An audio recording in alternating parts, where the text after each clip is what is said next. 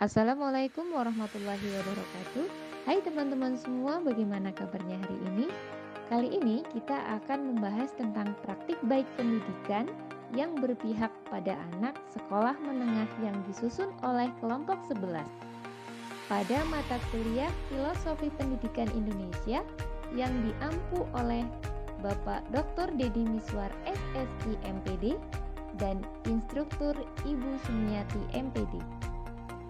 Perkenalkan anggota kelompok kami, yang pertama yaitu Nur Khalifah, yang kedua Siti Nurrohimah, dan yang ketiga Tia Cynthia Fitri. Praktik baik dapat didefinisikan sebagai suatu cara paling efisien dan efektif untuk menyelesaikan suatu tugas.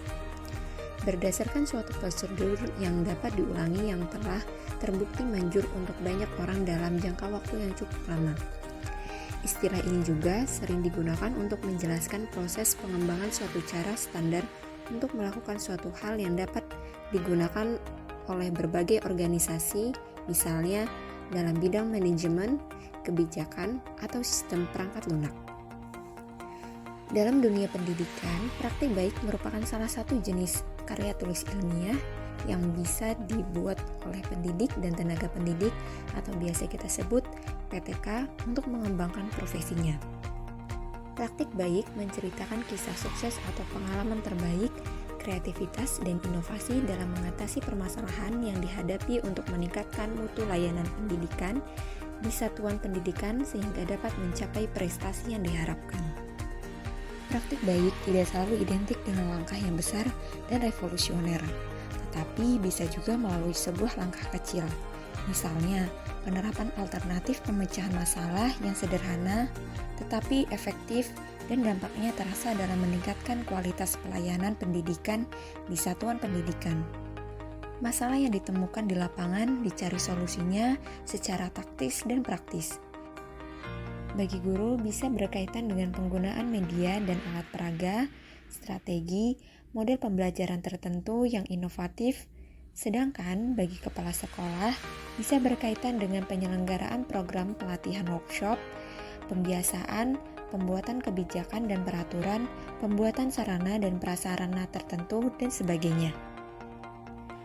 Praktik baik pada platform Merdeka Mengajar merupakan kumpulan cerita untuk membantu para guru menemukan inspirasi, metode praktik, serta tips yang mudah direplikasikan untuk proses belajar mengajar. Praktik baik merupakan cerita praktik maupun artikel kebijakan di dalam fitur ide praktik pada platform Merdeka Mengajar. Praktik baik merupakan praktik nyata yang berhasil dilakukan oleh guru, pengawas, atau kepala sekolah di seluruh Indonesia.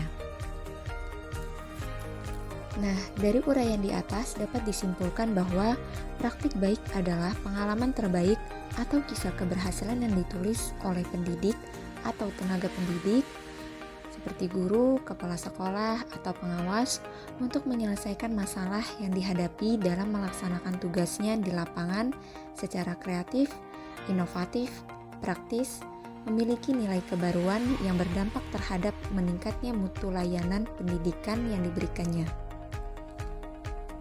Lalu seperti apakah praktik baik pendidikan yang berpihak pada anak sekolah menengah? Mari kita saksikan video dari SMA Negeri 2 Sakanto, kemudian SMP Plus Nurul Mutakin, dan SMPN 6 Moncong Lue berikut ini.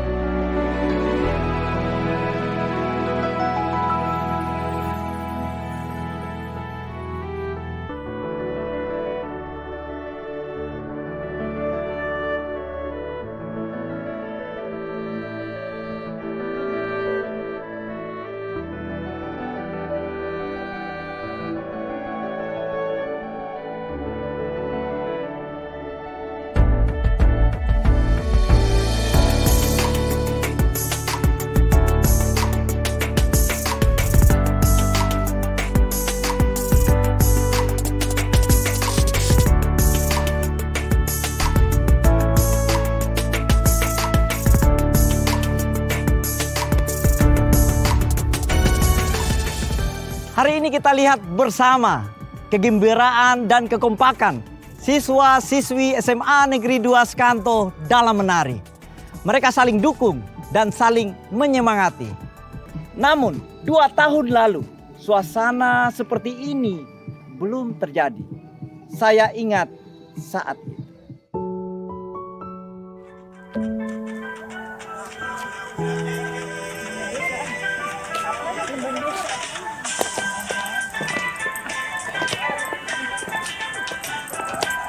Sabar dulu, tahan dulu. Sabar. Orang ini kenapa? Kurang semangat sekali kah? Iyo, capek, siang nih.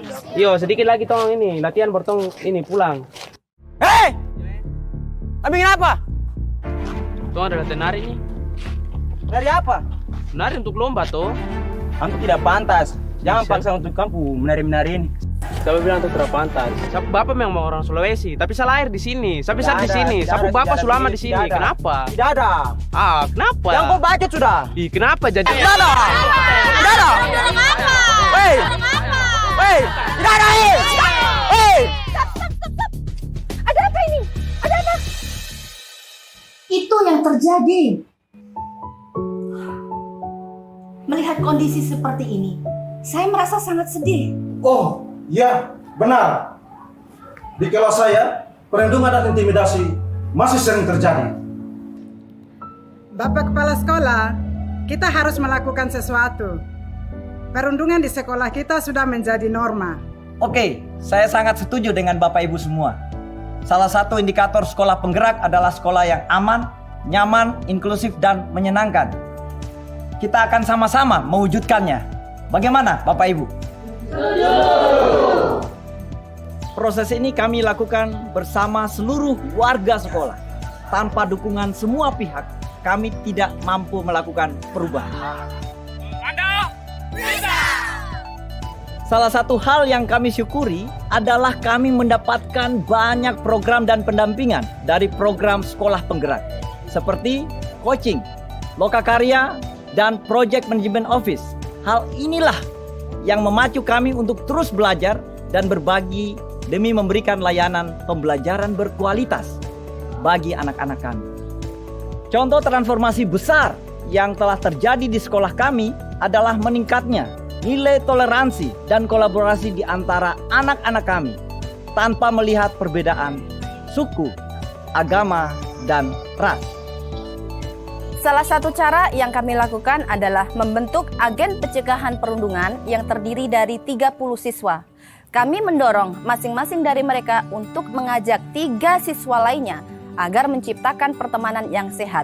Mulai mengingatkan agar tidak bicara kasar, hingga mengawasi seandainya ada kasus perundungan.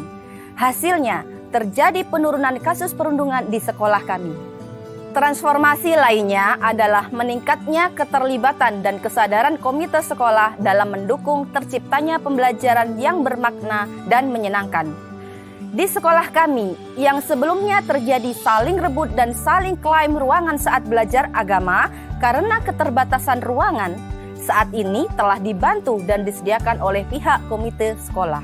Sejak SMA Negeri 2 Skanto menjadi sekolah penggerak, kami komite mewakili seluruh orang tua berkomitmen untuk terus memberi dukungan. Sebagai wujud dukungan komite kepada sekolah, kami serahkan kunci musola dan kunci ruang praktek agama Kristen. Nah, pemerintah daerah mensupport bagaimana supaya sekolah penggerak di Kabupaten Kerom, lebih khusus SMA Negeri 2, ke depan ini akan menjadi lebih baik. Dan harapan pemerintah daerah SMA Negeri 2 ini bisa menularkan hasil yang diperoleh pada kesempatan ini menjadi sekolah penggerak yang luar biasa. Jadi sportnya ini pertama memberi motivasi, kedua dalam hal sarana. Sehingga sekolah ini bukan dia hanya menjadi sekolah unggulan, tapi sekolah unggulan yang mampu membagi. Saya kasih tau kau kau tuh tidak cocok menari, mewakili sekolah. Gue tidak cocok. Tapi saya asli Papua, saya tinggal di Papua sini, besar di Papua sini. Tidak ada. Kenapa? Apa yang tidak ada ya?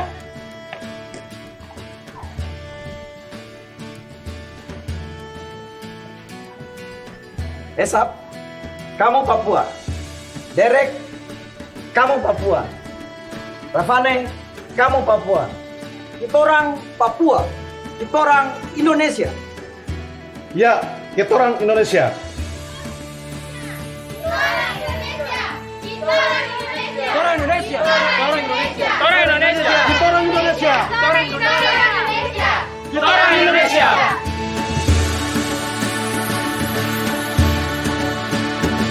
Mana bisa? SMA maju bersama. Hebat semua.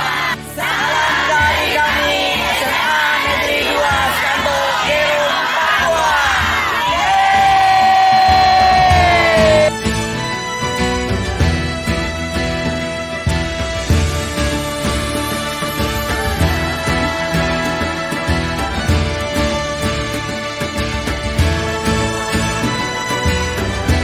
Sekolah Penggerak, bergerak bersama, wujudkan transformasi pendidikan.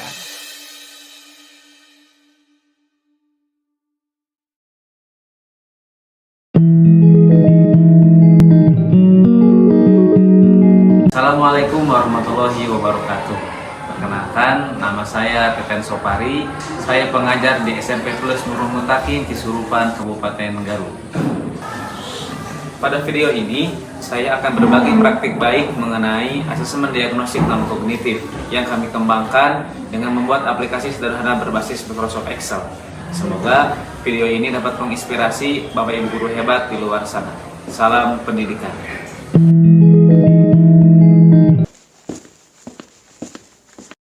Pada awal pertemuan, saya masih mengajar dengan menggunakan metode ceramah karena masih bingung bagaimana cara melaksanakan pembelajaran berdiferensiasi. Sebab belum ada gambaran rekap minat, bakat, dan potensi siswa. Hal ini tentu akan membuat suasana pembelajaran menjadi jenuh dan membosankan, serta tingkat penyelesaian tugas yang rendah. Di internet terdapat beberapa provider layanan asesmen diagnostik non-kognitif. Saya memanfaatkan layanan dari provider tersebut untuk melaksanakan asesmen diagnostik non-kognitif di sekolah. Saya mengalami kendala saat merekap hasil asesmen diagnostik non-kognitif tersebut karena provider belum menyediakan rekapnya, sehingga saya harus merekapnya secara manual. Proses merekap hasil asesmen ini menyita cukup banyak waktu. Di samping itu, banyak tugas lain yang harus saya selesaikan. Belum lagi, saya harus menilai tugas siswa yang menumpuk. Bapak Ibu sekalian, pembelajaran berdiferensiasi tidak akan terwujud tanpa diawali oleh asesmen diagnostik non-kognitif. Oleh karena itu, mari kita rancang pelaksanaannya sendiri. Pada momen rapat komite pembelajaran, saya menginisiasi untuk membentuk tim pelaksana asesmen diagnostik non-kognitif di sekolah saya. Kami pun menyepakati pembagian tugas di antara anggota tim ini.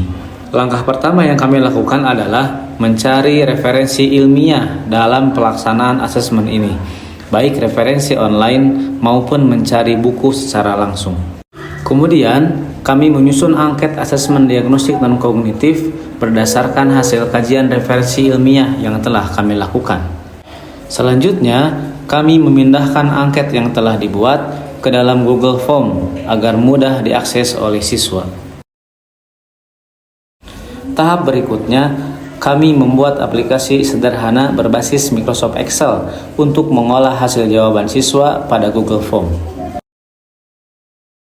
Siswa mulai mengisi angket asesmen diagnostik non-kognitif melalui link yang guru berikan. Setelah siswa mengisi angket via Google Form, kami kemudian memindahkan hasilnya pada aplikasi yang telah kami buat untuk diolah dan direkap. Hasil asesmen diagnostik non-kognitif langsung muncul, terekap per kelas, per jenjang, serta muncul lembar laporan tiap siswa. Pada asesmen ini, tidak hanya muncul gaya belajar, tapi juga potensi kecerdasan siswa sesuai teori multiple intelligence Howard Gardner. Hasil rekap asesmen diagnostik non-kognitif ini langsung kami kirimkan ke semua komite pembelajaran melalui grup WhatsApp sekolah.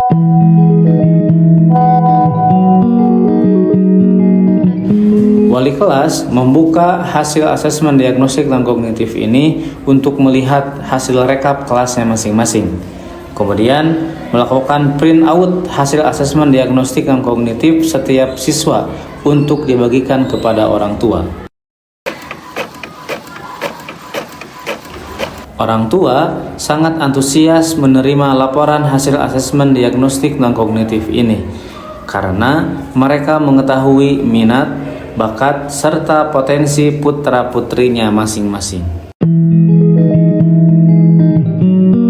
Hasil asesmen diagnostik dan kognitif ini digunakan oleh para guru termasuk saya sebagai salah satu acuan dalam merancang pembelajaran berdiferensiasi di kelas. Assalamualaikum. Waalaikumsalam. Setelah melaksanakan asesmen diagnostik dan kognitif, saya lebih mudah untuk melaksanakan pembelajaran berdiferensiasi karena minat, bakat, dan potensi siswa sudah terpetakan. Baik, hari ini kita akan belajar mengenai pecahan. Ya, kita akan menggunakan alat peraga seperti ini. Nanti akan bekerja dalam kelompok. Kita akan bagi 3 kelompok. Siap? Siap. Pelaksanaan asesmen diagnostik dan kognitif ini memang tidak mudah. Tapi dengan semangat pantang menyerah, membuka ruang kolaborasi, dan mindset untuk belajar tiada henti, kami berhasil melakukannya. Tidak hanya berhenti di sekolah tempat saya mengajar, saya pun mendampingi beberapa sekolah lain untuk melaksanakan asesmen diagnostik dan kognitif ini dengan menggunakan aplikasi yang saya buat. Seiring bertambahnya sekolah yang saya dampingi, bertambah pula saran dan masukan untuk pengembangan aplikasi ini. Dan sampai saat ini, saya terus belajar untuk menyempurnakan aplikasi ini.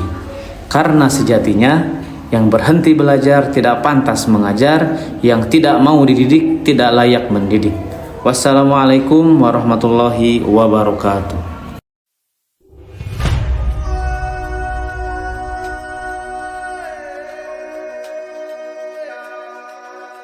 Bismillahirrahmanirrahim. Assalamualaikum warahmatullahi wabarakatuh. Perkenalkan, saya Muhammad Alinka, guru UPTD SMP Negeri 6 Moncongloe, Kabupaten Maros, Provinsi Sulawesi Selatan.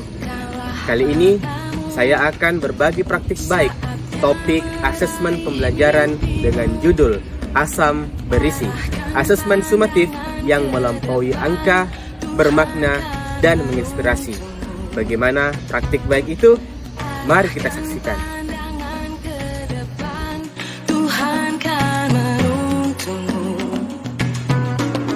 Pada tahun pelajaran 2021-2022, pelaksanaan evaluasi akademik di SMP Negeri 6 Moncongloe terdiri dari berbagai bentuk ujian, termasuk ulangan harian, penilaian tengah semester, penilaian akhir semester, ujian kenaikan kelas, dan ujian sekolah. Berdasarkan observasi yang telah dilakukan, peserta didik ketika mau ujian cenderung memfokuskan upaya belajar mereka pada pencapaian nilai yang tinggi daripada penyerapan ilmu pengetahuan yang baru.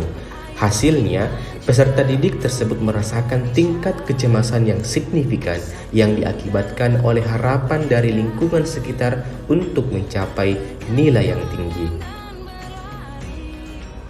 Ketika ujian dilaksanakan, peserta didik diharapkan pada serangkaian soal dan tuntutan untuk memberikan jawaban yang benar. Mereka hanya memiliki satu kesempatan untuk menunjukkan pemahaman mereka terhadap materi yang telah dipelajari selama proses pembelajaran. Akhirnya, nilai yang diperoleh menjadi penentu keberhasilan peserta didik dalam mencapai kelulusan. Namun demikian, sebenarnya peserta didik sebelumnya telah melalui berbagai proses pembelajaran dengan pemahaman yang mendalam terhadap materi tersebut.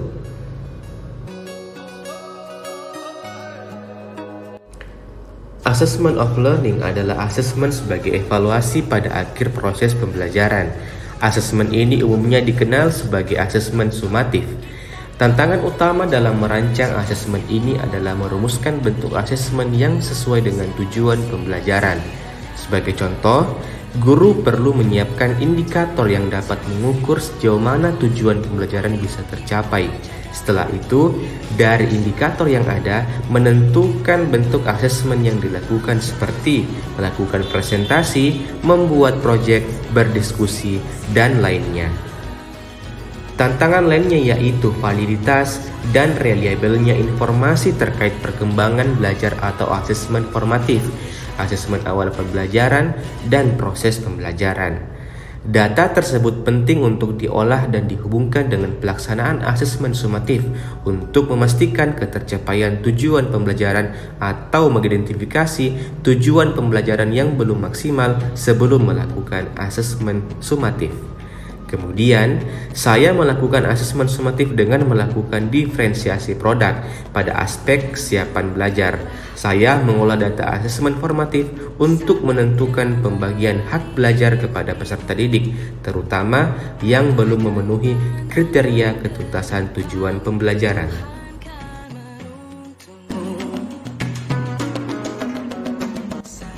Berikut langkah-langkah yang saya lakukan dalam melaksanakan asesmen sumatif. Yang pertama, mengolah data asesmen formatif. Pada tahap ini, saya terlebih dahulu melakukan pengolahan hasil asesmen formatif guna menentukan dan mengembangkan asesmen sumatif. Apabila hasil seluruh siswa mencapai tujuan pembelajaran, maka pelaksanaan asesmen sumatif tidak perlu dilakukan. Namun demikian, hasil asesmen sumatif menunjukkan beberapa peserta didik perlu untuk dikonfirmasi kembali untuk mencapai tujuan pembelajaran. 2. Merencanakan asesmen sumatif.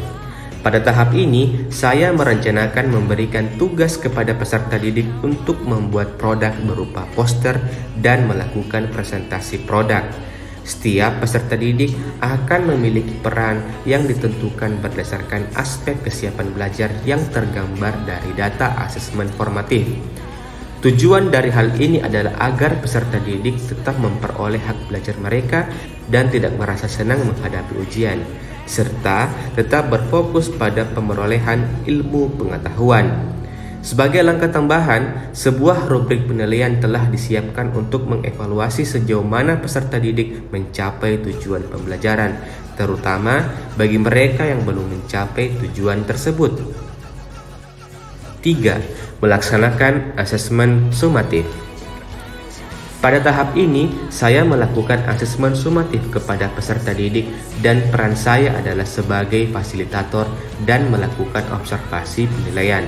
Terdapat 4 kelompok yang melakukan presentasi, sementara sisanya berperan sebagai pendengar dan terlibat dalam sesi tanya jawab. Keempat kelompok tersebut menyajikan poster dengan topik tentang teknologi masa depan yang mencakup unsur perangkat keras, perangkat lunak, fungsi, cara kerja, dan manfaat dari gambar poster yang mereka sajikan. Keempat, konfirmasi hasil asesmen sumatif.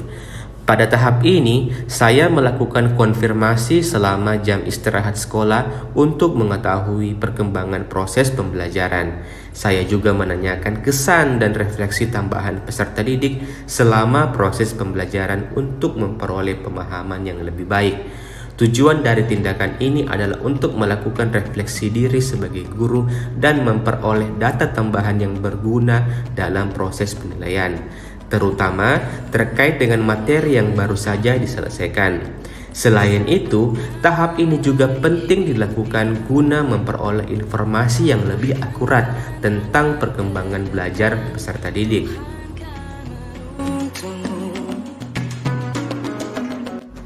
Saya melakukan asesmen sumatif dengan tujuan untuk mengevaluasi pencapaian 3 tujuan pembelajaran.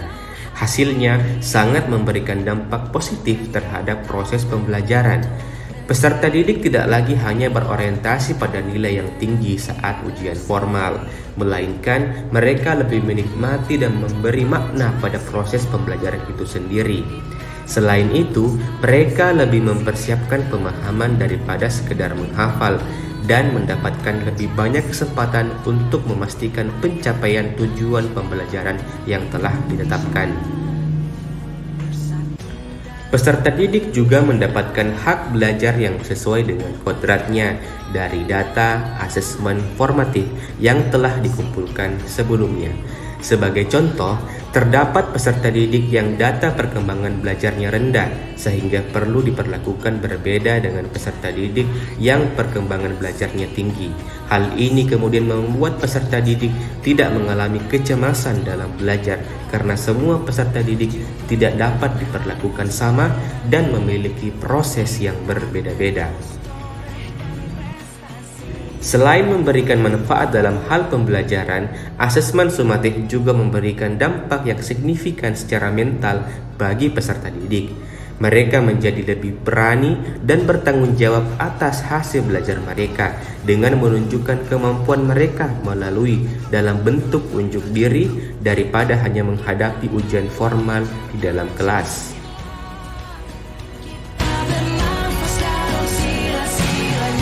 Assalamualaikum warahmatullahi wabarakatuh. Perkenalkan, nama saya Melani Putri Dewi dari kelas 71. Pada kesempatan kali ini saya mau menyampaikan bahwa saya sangat menikmati proses pembelajaran ini. Dulu saya sangat bersungguh-sungguh dalam belajar dan kadang juga tertekan karena ingin mendapatkan nilai yang tinggi. Berbeda dengan sekarang, proses penilaian berlangsung begitu saja. Kami biasanya melakukan presentasi di depan kelas, diskusi dan mengerjakan proyek seperti membuat poster dan membuat video. Saya sangat termotivasi dan saya sangat menikmatinya. Terima kasih. Nah, itulah tadi video praktik baik saya tentang asesmen pembelajaran. Semoga video itu bisa mendapatkan inspirasi dan diterapkan di kelas Bapak Ibu guru hebat sekalian. Terima kasih, salam bahagia. Wassalamualaikum warahmatullahi wabarakatuh.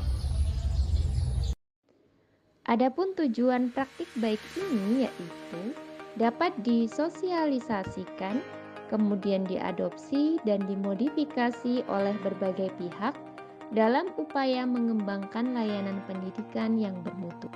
Secara umum, praktik baik ini dapat dikelompokkan ke dalam 4 kategori. Yang pertama, praktik baik dalam pengembangan pembelajaran tematik dan kontekstual. Yang kedua, praktik baik dalam melaksanakan belajar dari rumah atau DDR. Dan yang ketiga, praktik baik dalam melaksanakan program matrikulasi. Dan selanjutnya, yang keempat yaitu praktik baik dalam pembelajaran kolaboratif. Pembelajaran tematik kontekstual. Program ini diharapkan dapat mendorong, memfasilitasi sekolah dan guru untuk mengembangkan kurikulum dan pembelajaran yang kontekstual, agar kurikulum dan proses pembelajaran dapat memudahkan dan mengoptimalkan siswa memahami apa yang dipelajari. Siswa diberi pengalaman belajar yang relevan dan sesuai konteks lingkungan hidupnya. Guru diajak untuk tidak sepenuhnya bergantung pada buku-buku paket yang didistribusikan dari pusat. Selain mengintegrasikan konten lokal atau keseharian ke dalam mata pelajaran yang ada, pengembangan materi pembelajaran kontekstual ini juga dapat dilakukan melalui proyek-proyek yang menggunakan pendekatan tematik interdisipliner. Setiap proyek belajar mengakomodasi berbagai KI atau KD dari sejumlah mata pelajaran yang relevan dan dalam satu payung tematik tertentu. Dalam proses pembelajaran proyek tematik, di mana siswa diajak untuk mencoba memecahkan berbagai masalah yang dihadapi masyarakat di wilayahnya, tanpa sadar siswa mengembangkan berbagai keterampilan-keterampilan dasar dalam belajar seperti berpikir logis, prosedural, dan analitik. Kemampuan untuk berkomunikasi, melakukan kerjasama dengan teman. Siswa juga belajar memahami konsep-konsep secara lebih mendalam dan bermakna. Banyak hal baru yang dipelajari terkait dengan akumulasi pengalaman yang selama ini sudah diketahui siswa. Selanjutnya, belajar dari rumah atau BDR. Ada beberapa upaya yang dapat digolongkan sebagai praktik baik, antara lain: yang pertama, penetapan kurikulum belajar dari rumah dengan mempertimbangkan kondisi di daerah masing-masing dengan hanya memfokuskan pembelajaran pada kompetensi esensial yang sesuai kebutuhan siswa dan terbatas pada bidang ajar tertentu. seperti matematika, IPA, bahasa Indonesia, dan bahasa Inggris, atau mengembangkan kurikulum BDR yang bersifat remedial. Artinya, kompetensi yang disasar adalah kompetensi yang selama ini belum dapat dicapai dengan baik oleh siswa. Yang kedua, penetapan model penyampaian materi belajar BDR dengan memperhatikan daya dukung yang tersedia serta jarak tempat tinggal siswa. Yang ketiga, pengembangan material BDR merujuk pada kurikulum esensial yang digunakan. Guru menyusun materi remedial yang sesuai dengan kebutuhan siswa. Pembelajaran diawali dengan melakukan asesmen kepada siswa untuk mengetahui kemampuan siswa secara umum. Berdasarkan asesmen tersebut, guru menyusun materi pembelajaran dengan memperhatikan bagian-bagian yang belum dikuasai siswa dengan baik. Yang keempat, pelaksanaan BDR. Yang kelima, evaluasi BDR. Evaluasi BDR lebih menekankan pada evaluasi proses diagnostik, memberikan masukan bagi guru yang mengetahui pada bagian mana saja siswa perlu mendapatkan pendampingan intensif. Pada akhirnya, masa pembelajaran BDR barulah dilakukan evaluasi sumatif. Yang keenam, kebijakan belajar dari rumah diharapkan dapat mendorong guru dan fasilitator untuk lebih kreatif dalam menyusun materi belajar yang lebih relevan dengan kemampuan atau kebutuhan anak, inquiry based, dan konteks di mana anak hidup. Selanjutnya yang ketujuh, diharapkan semakin banyak orang tua yang menyadari akan pentingnya pendidikan bagi anak. Kesulitan yang dialami orang tua memfasilitasi pendidikan anak di rumah, membuat upaya keras sekolah dalam mengupayakan proses belajar tetap berjalan pada masa pandemi, berbuah apresiasi yang sangat tinggi dari orang tua siswa. Selanjutnya ada program matrikulasi. Program matrikulasi ini bertujuan mengidentifikasi kelemahan siswa dan guru, serta upaya untuk mengatasi kelemahan tersebut. Program matrikulasi diawali dengan melaksanakan workshop bagi guru. Workshop ini melatih guru membuat soal dan melaksanakan tryout ujian yang berorientasi pada pemetaan kemampuan anak. Workshop pembuatan soal dan tryout ujian ini memberikan dampak pada dua hal. Yang pertama, kemampuan guru untuk membuat soal yang memperhatikan cakupan dan tingkat kesulitan soal. Yang kedua, pemahaman guru terhadap peta kemampuan anak berdasarkan materi yang sudah diajarkan. Dua hal ini menjadi dasar yang sangat baik bagi guru untuk mengembangkan program matrikulasi. Guru dapat mengetahui dengan persis pada bagian-bagian pembelajaran yang mana saja siswa mengalami kesulitan. Selanjutnya, hasil tryout menjadi masukan terhadap pendekatan dan metode belajar yang selama ini digunakan oleh guru. Secara tidak langsung, guru menerapkan siklus pengalaman belajar, refleksi, perbaikan, pengalaman baru, dan kembali ke refleksi lagi. Pola yang digunakan selama program matrikulasi ini diharapkan menjadi pola pengajaran yang menetap, yang juga diterapkan pada pembelajaran reguler di kelas. Praktek baik ini diharapkan dapat dikondisikan secara berkelanjutan untuk memperbaiki mutu pembelajaran ke depan. Selanjutnya, pembelajaran kolaboratif. Pembelajaran kolaboratif adalah pendekatan pembelajaran yang berbasis kelompok. Tujuannya adalah untuk mengoptimalkan proses pembelajaran. Setiap kelompok terdiri dari 2 atau lebih siswa yang bekerja sama untuk memecahkan masalah, menyelesaikan tugas, atau mempelajari suatu konsep baru. Pendekatan pembelajaran kolaboratif ini dapat dilakukan dalam 3 bentuk. Yang pertama, penerapan di kelas ketika guru mengampu mata pelajaran. Guru didorong untuk memberikan tugas kelompok yang harus dipecahkan bersama oleh siswa secara berkelompok dan memintanya untuk menyampaikan hasil kerja kelompok di kelas secara bergantian.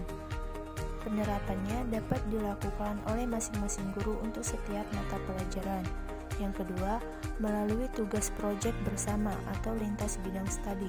Guru dan siswa berkolaborasi belajar berbagai konsep melalui penyelesaian proyek bersama. misalnya seperti proyek kelompok sosial, seperti survei rumah tangga di lingkungan sekitar, proyek kelompok STEM seperti pembuatan tape, pembuatan tempe, pembuatan keripik singkong, dan pembuatan keripik pisang. Kemudian ada proyek seni budaya seperti pembuatan film proses pembuatan keripik dan tape. Yang ketiga, melalui belajar lintas sekolah, yakni membahas isu-isu tematik secara bersama dengan melibatkan siswa dari berbagai tempat. Demikianlah presentasi dari kelompok kami. Semoga bermanfaat. Terima kasih atas perhatiannya. Wassalamualaikum warahmatullahi wabarakatuh. Demikianlah presentasi